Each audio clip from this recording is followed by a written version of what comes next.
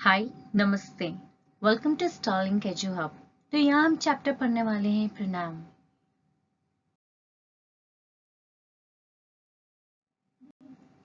So let us talk about pronoun.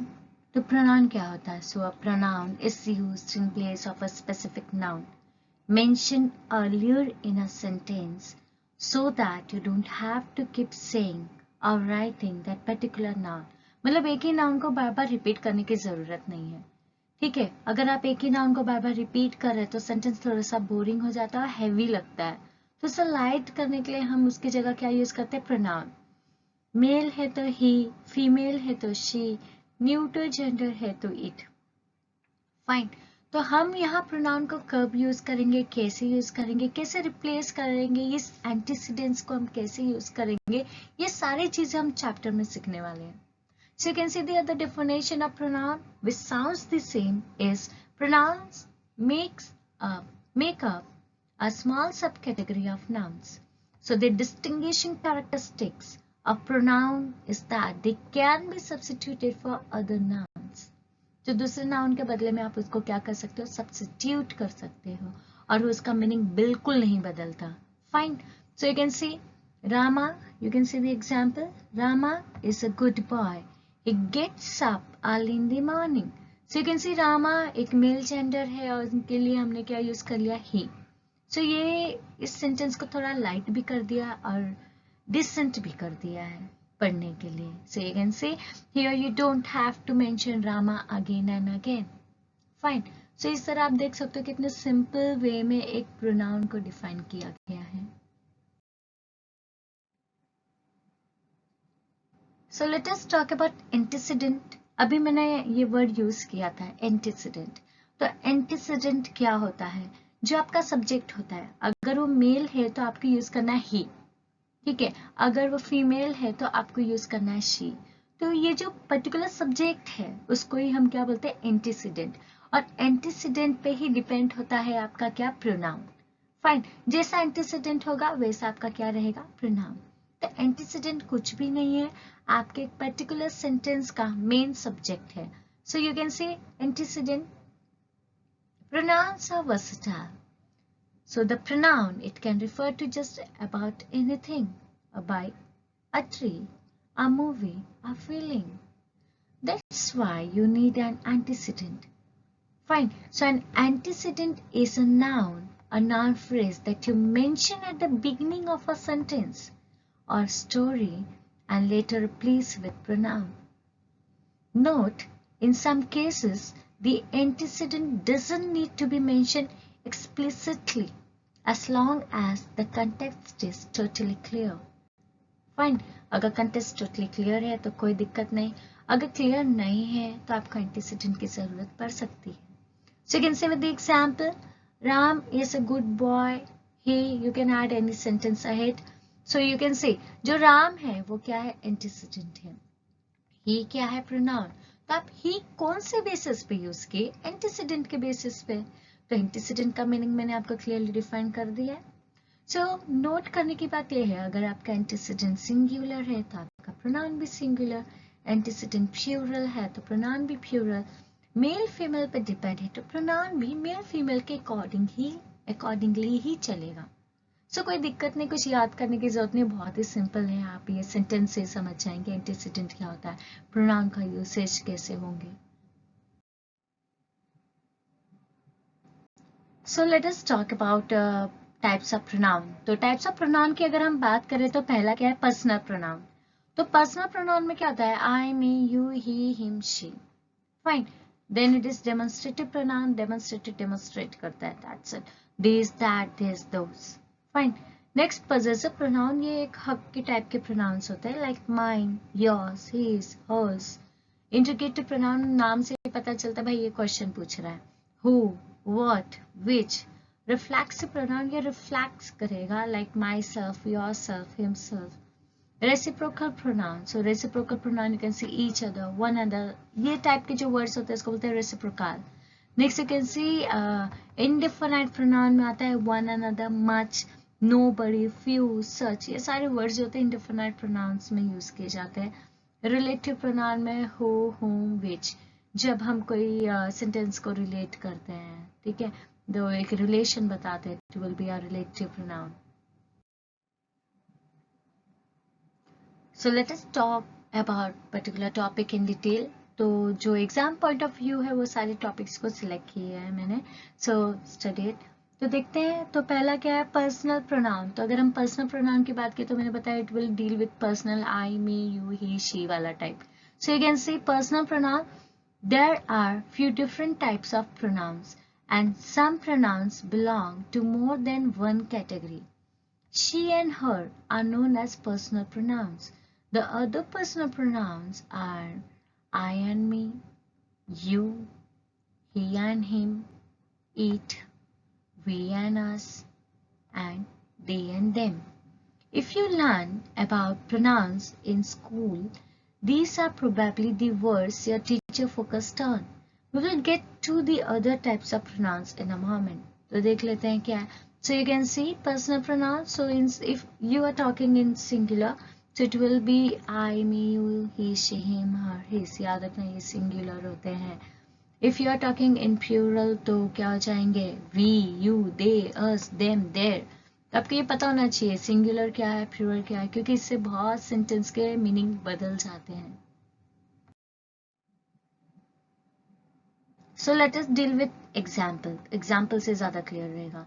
So you can see every teacher and every student of this college is determined to do their best for the glorious prospect of college.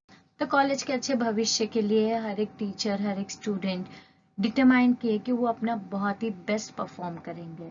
तो ये best perform करेंगे उन्होंने determine किया है. तो आप every word से ये मत सोचना एवरी मतलब बहुत ज़्यादा. एवरी आपके ग्रामर में जब यूज किया जाता है तो सिंगुलर होता है. फाइन. तो सिंगुलर है तो देयर अभी आपने पढ़ा कहाँ है, ये प्लूरल. तो प्लूरल नहीं होगा. आपको क्या यूज करना है, हीज और हर. देखिए हीज और हर दोनों यूज किया है मैंने यहाँ. आपके एग्जाम में जो ऑप्शन रहेंगे आप वो यूज कीजिए. हीज और हर इसलिए क्योंकि हमें जेंडर नहीं पता है कि वो मेल को ही बोल रहे हैं या फीमेल को ही बोल रहे हैं. तो हमने होता है हीज और हर यूज कर लिया है. बट आपके एग्जाम में अगर एक ही ऑप्शन होता है हीज, देयर, दोज, ऐसे कुछ होता है तो आप हीज यूज कर सकते हो, या अगर हर है सिर्फ तो हर यूज कर सकते हो, कोई बात नहीं, राइट है. बट अगर दोनों है तो दोनों यूज कीजिए. Fine. So let us talk about second example. So you can see second example, the Vice President of India and the Vice Chancellor of this university have given his consent to join the meeting. तो ये incorrect है. Incorrect क्यों है, क्योंकि इधर क्या है, Vice President of India and Vice Chancellor of this university दोनों अलग person है. Vice President of India एक अलग पर्सन है, एक अलग एंटिटी है. वॉइस चांसलर यूनिवर्सिटी का ये अलग है. ठीक है. तो इसके वजह से क्या हो गया कि आपको इधर हीस नहीं यूज करना है. फाइन. हीस नहीं यूज करना है. आपको इसके जगह क्या यूज करना है, देयर, प्लूरल यूज करना है. देखिए एक चीज और आपको पता होगा, जब मैंने आर्टिकल पढ़ाया था तब मैंने रिपीटेशन ऑफ आर्टिकल के बारे में बताया था. अगर आर्टिकल रिपीट हो रहे हैं, यू कैन सी द. तो जब ऐसे आर्टिकल रिपीट होते हैं तो ये एक आदमी के लिए नहीं है या एक पर्सन के लिए नहीं है, ये दो अलग पर्सन के हो गए. अगर रिपीट नहीं होता, अगर ये सेंटेंस ऐसा होता ना, the vice president of India and vice chancellor of this university, तब ये सेंटेंस करेक्ट हो जाता, क्योंकि ये एक पर्टिकुलर ही एंटिटी को क्या करता है, डिफाइन करता है. बट आर्टिकल रिपीट होने के कारण आप देख सकते हो कि ये एक पर्टिकुलर एंटिटी को बिल्कुल डिफाइन नहीं करता. So let us talk about subjective and objective cases. बहुत ही important है आपके exam point of view. So we have both subject pronoun and object pronoun. Subject में भी pronoun होते हैं, object में भी pronoun होते हैं. तो हमें उसे कब यूज करना है, और आपको ये पता तो होना चाहिए सब्जेक्ट में प्रोनाउन कौन से होते हैं, ऑब्जेक्ट में प्रोनाउन कौन से होते हैं. क्योंकि अगर आपके सेंटेंस में एरर ढूंढना था तो आप बहुत आसानी से ढूंढ सकते हो. ऑब्जेक्ट वाला सब्जेक्ट में आ गया और सब्जेक्ट वाला ऑब्जेक्ट में, तो सेंटेंस में एरर है. बहुत ही सिंपल. तो आपको पता तो होना चाहिए. तो सब्जेक्टिव केस आप देख सकते हो कौन सा होता है, I, you, she, he, it, we, you, they. और आप देख सकते हो ऑब्जेक्टिव केस में क्या है, me, you, her, his, it, us, you, them. और यहाँ मैंने एक चीज और मार्क किया है कि स्टार्टिंग का जो भी आप देख रहे हैं ठीक है, स्टार्टिंग का आप जो भी आप देख रहे हैं हीज तक ऑब्जेक्टिव केस में और ही सब्जेक्टिव केस में, ये क्या है, सिंगुलर प्रोनाउन। और रेस्ट आप देख सकते हो ये क्या है, प्लूरल प्रोनाउन। और एक चीज नोट करना है आपको कि जब भी ऑब्जेक्टिव केस होता है और ऑब्जेक्टिव केस में अगर कोई भी वर्ड आता है आफ्टर बिटवीन या लेट, बिटवीन या लेट अगर आपके सेंटेंस में आ रहा है, उधर आपको कोई भी वर्ड दिख रहा है, तो आपको वो वर्ड हमेशा क्या ध्यान देना है कि ऑब्जेक्टिव ही रहे, वो सब्जेक्टिव नहीं होना चाहिए, वो ऑब्जेक्टिव ही होना चाहिए।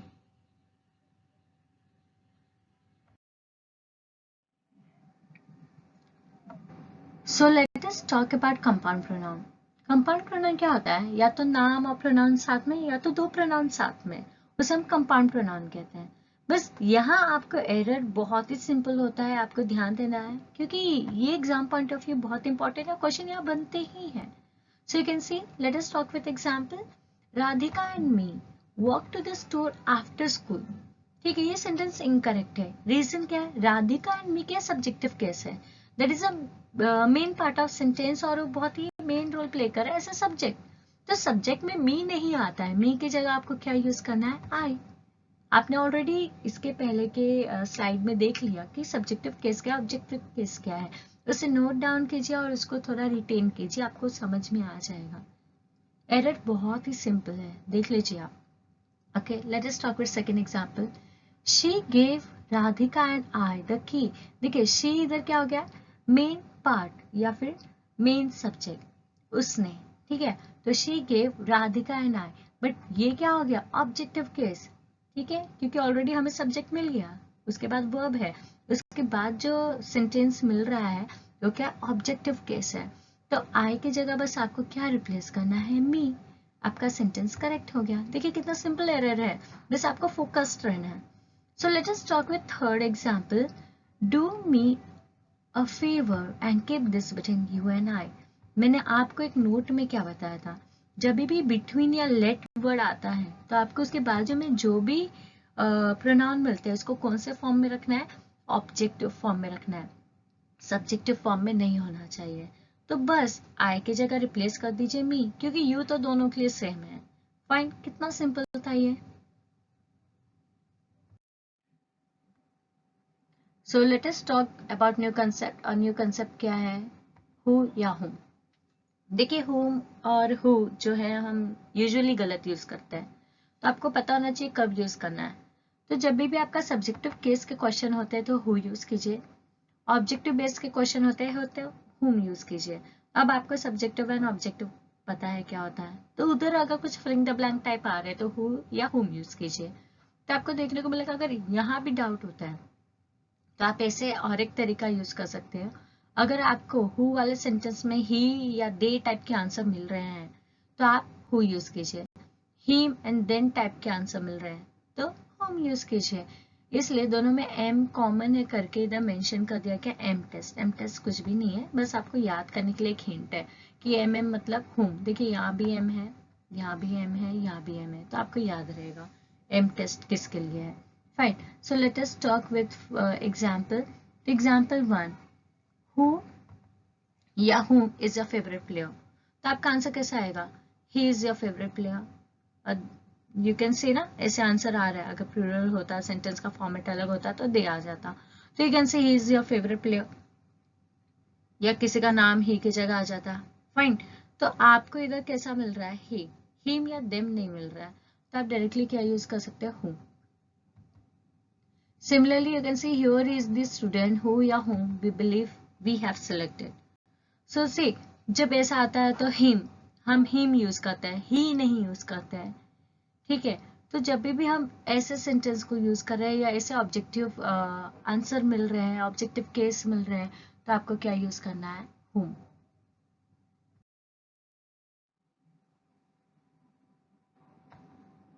So let us deal with a new and very finest concept.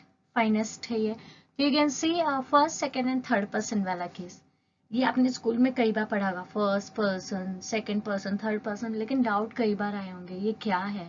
तो फर्स्ट पर्सन हमेशा हमसे रिलेटेड होगा, उसमें आई या वी। यू हमेशा क्या होता है, सेकंड पर्सन, तुम।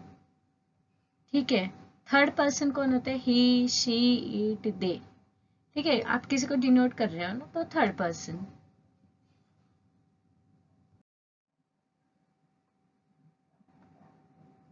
So let us deal with first, second and third person कि ये subjective and objective केस में कैसे रोल प्ले करते हैं सिंगुलर एंड प्लूरल फॉर्म में।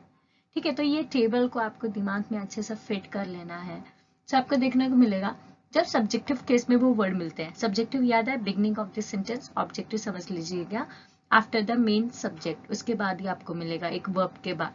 Fine, so you can C subjective sentence में जब भी सिंगुलर और प्लूरल फॉर्म में अगर ये पर्सन को यूज करना है, अगर फर्स्ट है तो आई यूज कर सकते हो, प्लूरल है तो वी। सेकेंड में देखिए यू तो सबके लिए कॉमन है तो टेंशन की बात ही नहीं। सिंगुलर में थर्ड पर्सन में क्या होता है? ही, शी, इट, और प्लूरल में एक ही चीज यूज करना होता है, दे। अब ऑब्जेक्टिव केस में क्या करना है? मी के जगह आप क्या यूज कर सकते हैं प्लूरल फॉर्म में? अस। ठीक है, यू देखिए कॉमन है, हीज, हर, और इट के जगह क्या यूज कर सकते हैं? देम। ठीक है, तो इसको रिप्लेस करना है, यूज करना है, एलिमिनेट करना है, ये सारी चीजें ही आपको हेल्प करेगा ये पर्टिकुलर टेबल। एक पर्टिकुलर टेबल बहुत ज्यादा इंपॉर्टेंट है, तो इसको 2-3 बार रिवाइज कर लीजिए, नोट कर लीजिए। So with the help of that particular table हम यहाँ सीखेंगे प्रोनाउन सीक्वेंस 1, 2, 3 ऑर्डर, यानी first, second, third person, fine, या फिर सेकंड, थर्ड, वन पर्सन। तो ये ऑर्डर क्या है? ये ऑर्डर इतना इंपॉर्टेंट है कि आपके एग्जाम के काफी क्वेश्चन सॉल्व होते हैं। तो जब भी है ना 3 प्रोनाउन साथ में होते हैं या 2 प्रोनाउन साथ में होते हैं, तो कौन सा प्रोनाउन पहले आएगा बहुत इंपॉर्टेंट रोल प्ले करता है। फर्स्ट पर्सन वाला प्रोनाउन पहले आएगा, सेकंड वाला आएगा, थर्ड वाला आएगा, या थर्ड वाला पहले आएगा, सेकंड वाला आएगा। तो ये जो कंफ्यूजन है ना, उसी को ही सॉर्ट आउट करना है। तो प्रोनाउन सीक्वेंस आपको याद रखना है, इसको हम बोलते हैं 2-3-1 रूल। 231 2-3-1 रूल क्या है? Second person, third person, one person, first person. So you can सी जब भी सिंगुलर प्रोनाउन दिखता है ना आपको, चाहे आपका सब्जेक्टिव हो या ऑब्जेक्टिव हो, तो आपको क्या यूज करना है? 2-3-1 रूल। ठीक है, जैसे कि इधर सेंटेंस क्या है?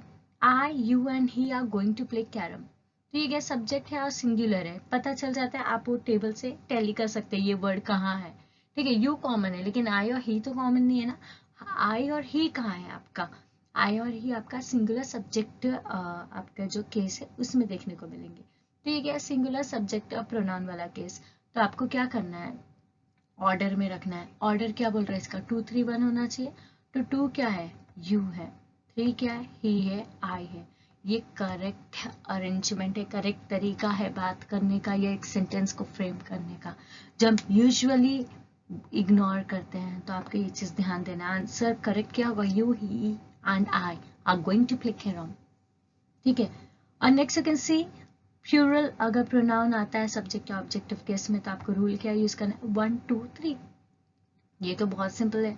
You can see the sentence they, we, you, they, we and you are going to play carrom. So उसके जगह आपको क्या यूज करना है? First, second, third rule, we, you, they. कितना सिंपल है, कितना सिंपल है, दिखा कुछ भी नहीं है।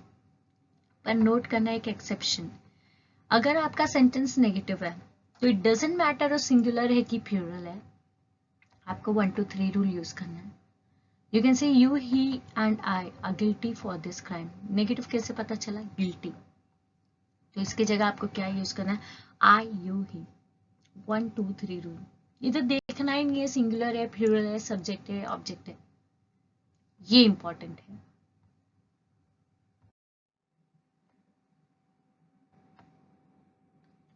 सो यहाँ आप देख सकते हैं प्रोनाउन का सीक्वेंस, एक प्रोनाउन का सीक्वेंस जो अभी आपने 2-3-1 रूल पढ़ा या 1-2-3 रूल पढ़ा सिंगुलर प्लूरल फॉर्म में। सो आपको क्या करना है? अगर यहाँ 2 पर्सन रहेंगे तो बहुत ही सिंपल है। देखिए ये याद करने की जरूरत नहीं है, 2-3-1 पता है, 1-2-3 पता है, बहुत हो गया। तो आपको क्या देखना है? जैसे फर्स्ट 2-3-1 यही देखिए, आप नीचे मत देखिएगा। बाकी अब देखिए 2-3-1 है, तो इसमें अगर 1 नहीं है तो आपका ऑर्डर क्या होगा? 2-3। अगर 3 नहीं है तो ऑर्डर क्या हो गया? 2-1। अगर 2 नहीं है तो ऑर्डर क्या हो गया? 3-1। तो आपको ये पहले ही रूल से ही बाकी मिल जाएंगे। देखिए 2-1, 2-3, 3-1, याद करने की जरूरत नहीं है। 1-2-3 रूल में अगर सिर्फ 2 पर्सन है, चाहे ऑर्डर आगे पीछे हो, तो आप देख सकते हो 1-2, अगर 3 नहीं है तो, अगर 1 नहीं है तो 2-3, अगर 2 नहीं है तो 1 3, कितना सिंपल है ना। बट ये ऑर्डर याद रखना है आपको, ठीक है, ये ऑर्डर में प्रॉपर अरेंज करना है।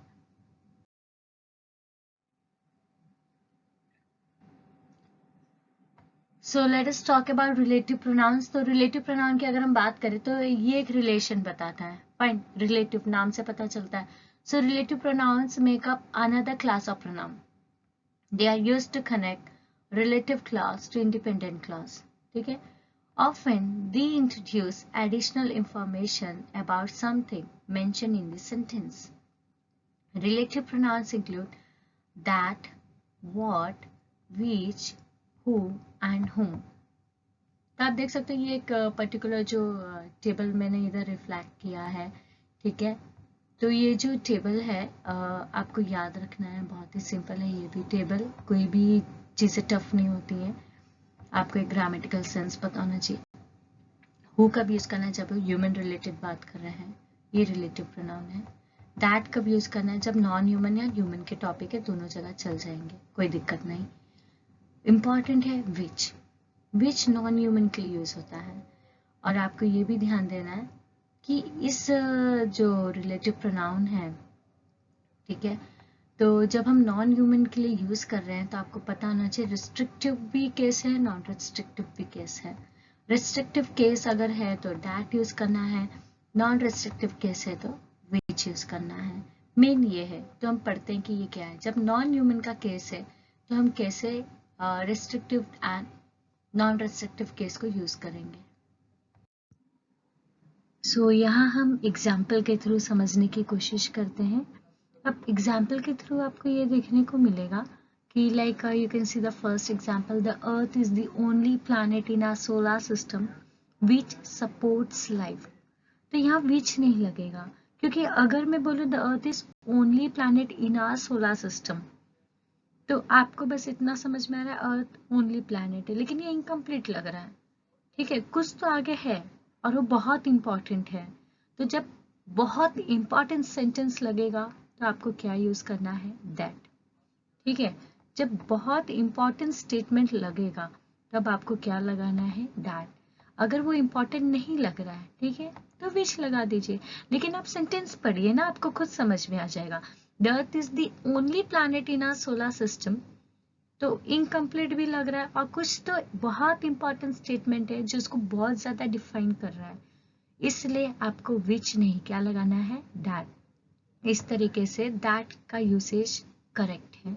समझ में दैट एंड विच का यूसेज, दैट यानी very important part of this sentence है, उसके बाद विच यानी कि बहुत ज्यादा इंपॉर्टेंट नहीं है, अगर हम लोग उसको इग्नोर भी करेंगे तो भी चल जाएगा।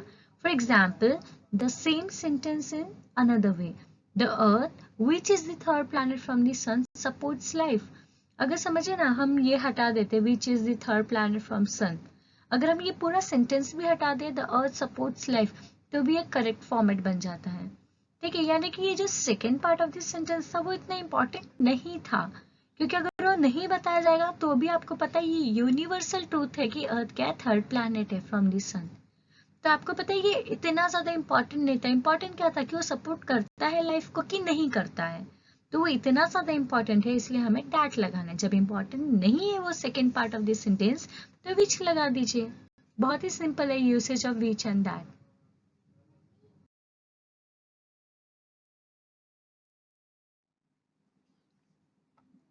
सो let us talk about demonstrative pronouns. तो डेमोन्स्ट्रेटिव प्रोनाउंस आपको क्या देखने को मिलेगा, like that, these, those are demonstrative pronouns. They take place of a noun or noun phrase that has already been mentioned. Already वो mention है, बस ये उसका क्या ले रहा है, जगह ले रहा है। So this is used for singular, याद रखना, जो कि nearby होते हैं, और this is used for multiple items, that is nearby. दोनों nearby है, लेकिन this क्या है, singular, and this क्या है, plural. यहाँ भी एरर होता है, यहाँ भी एरर होता है, तो आप ध्यान दीजिएगा ये टर्म को। That is used for singular items that are far away, और those क्या है, सेम far away के लिए, लेकिन क्या है, multiple items के लिए। तो आप याद रखने का these and this, that and those का। So let us deal with example. So you can see that is a long way to go. ये demonstrative pronoun है, तो यहाँ uses आप देख सकते हो that, तो far away था that, ठीक है, singular था, इससे भी पता चल जाता है। ठीक है, this is my car, singular again, तो आपको नियर बाय ऑब्जेक्ट में दिस या दिस लगाना है, तो दिस आएगा क्योंकि ये क्या है, singular. Hand me that cricket bat, again you can say singular, demonstrative adjective है ये. ठीक है.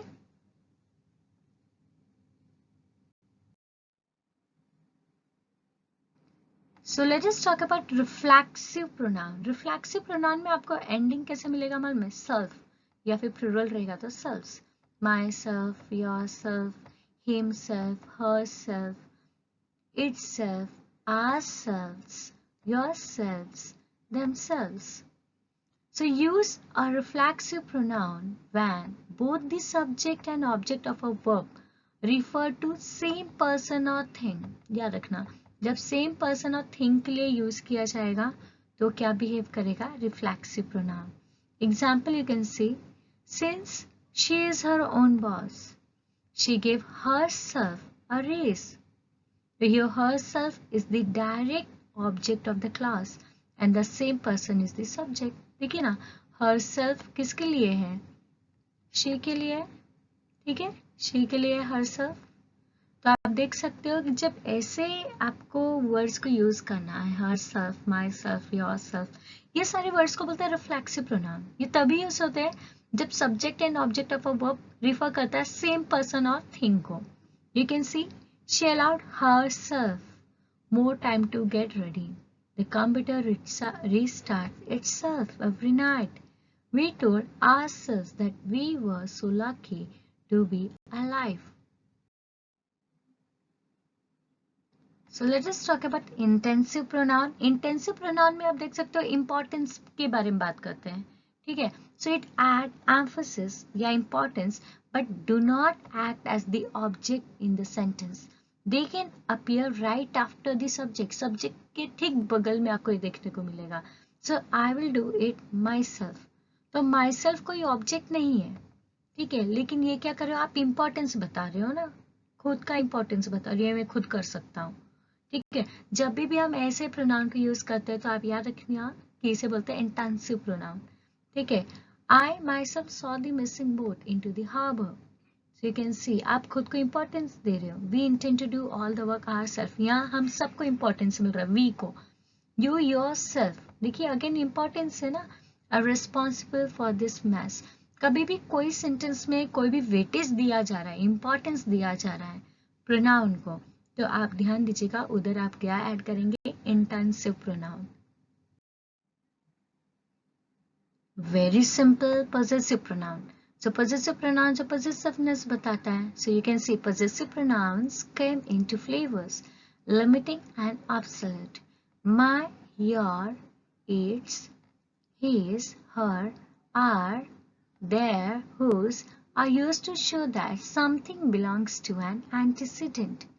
ये कुछ तो एंटीसीडेंट से रिलेटेड है. लाइक अगर आप राम बोल रहे तो राम के साथ हीस लग जाएगा, तो राम क्या है आपके एंटीसीडेंट. हमने बिगनिंग ऑफ द चैप्टर ही ये पढ़ लिया था. तो ये जो वर्ड्स आप देख रहे हो, my, your, its, his, her, our, their, whose, ये सारे किसके ऊपर डिपेंड होते हैं, एंटीसीडेंट्स के ऊपर डिपेंड होते हैं. सो let us talk ahead.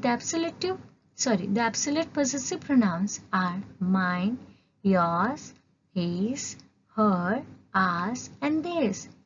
The absolute forms can be substituted for the things that belongs to antecedent. तो antecedent को जो belong करता है, आप उससे ये क्या कर सकते हो, substitute कर सकते हो. Let us talk with example. I thought my bag was lost, but the one Rama found was mine. तो mine किससे related है, bag से related है ना. ठीक है, mine किससे related है, bag से related है. You can see. ठीक है, so let us talk ahead. The vacation will start next week. R is tomorrow. तो ये जो R आप देख रहे हो, ये किससे रिलेटेड है, वेकेशन से रिलेटेड बात कर रहा है. Fine. Those 4 suitcases are ours. Again you can see ये suitcase को लेकर बात किया जाए. Is this yours? ये क्वेश्चन मार्क है कि क्या ये आपका है.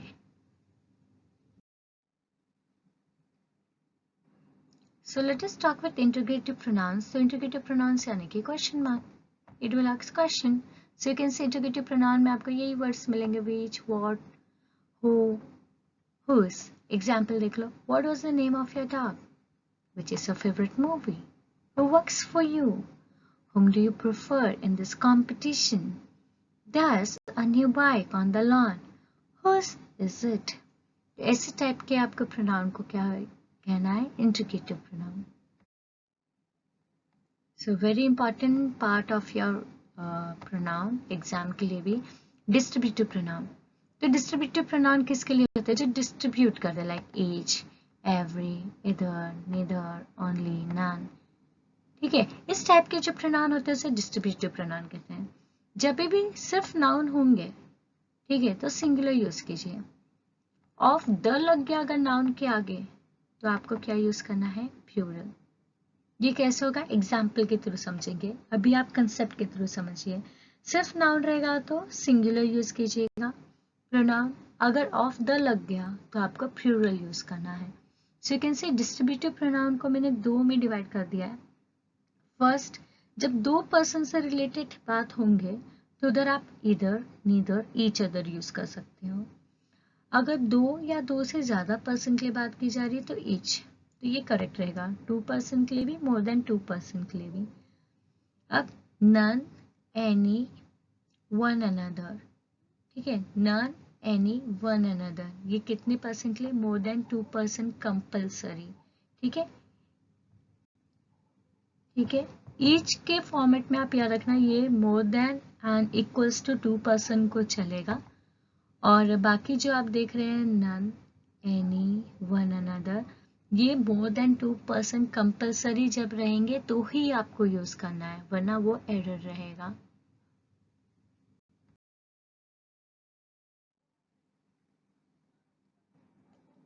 सो let us talk with example, तो ज्यादा क्लियर रहेगा. अब देखिए, none of this 2 girls is curious to meet a new dance teacher.